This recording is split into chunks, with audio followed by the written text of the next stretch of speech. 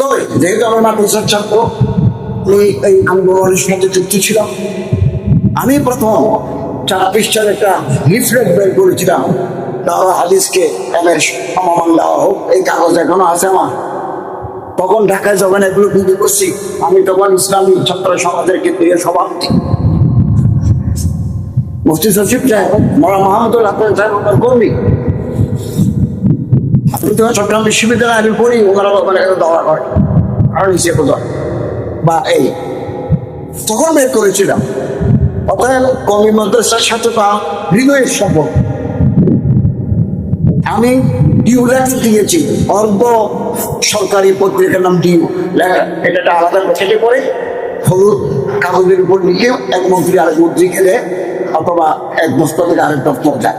আমি শিক্ষামন্ত্রীকে দিয়েছি, প্রাথমিক শিক্ষামন্ত্রী উপদেষ্টা বিধানচন্দ্র রায়কে দিয়েছি, সঙ্গে সঙ্গে কথা বলেছি। মৌলানা মাহমুদুল হাসান ফিজুল মালিক জামাকে ওনাকে নিয়ে 2 লাখ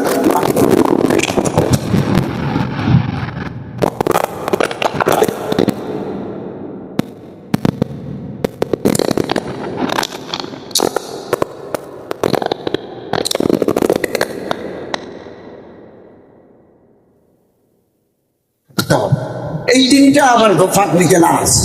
তারা মনে করছে এগুলো নিলে আজকালের মাদ্রাসার মতো কবে মাদ্রাসা ধ্বংস হবে। এটা আমাকে বোহারি সাহেব বলতেন, আমার উস্তাদ ফুটিয়া মাদ্রাসা, উনিও বলতেন যে মাদ্রাসা শেষ হয়ে যাবে। এই কারণে হয় নাই, ওনারা রাজি হচ্ছেন। আমি পাকিস্তানের কথা বললাম, ভারতের কথা বললাম, ওরা রাজি হন। আমি চিঠি দিয়েছি প্রফেসর ডক্টর ইউনূস সাহেব, উনি প্রতিরক্ষা মন্ত্রণালয়টাই, এবং সামনাসামনি বলেছি, স্যার কওমি মাদ্রাসার হুজুরদেরকে আপনি সেনাবাহিনী, বিমান বাহিনী, নৌবাহিনী ভিতরে খতিব, ইমাম, রিলিজিয়াস ইনস্ট্রাক্টর, ধর্মীয় শিক্ষক হিসাবে নিয়োগ দেন, খুব ভালো তাদের ইসলামের শিক্ষা দিতে পারে। উনি আমার বড় দিন আমার একটা চিন্তা চিনিয়েছে, হাতে সময় ছিল কম।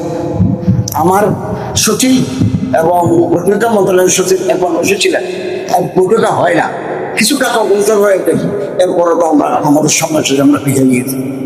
আইন মন্ত্রণালয় চিঠি দিয়েছে, প্রফেসর আসিফ নজরুল প্রথম মাসের 4বার মন্ত্রীদের বৈঠক হবে, এখনো সব সরকার হবে, বেশি তারা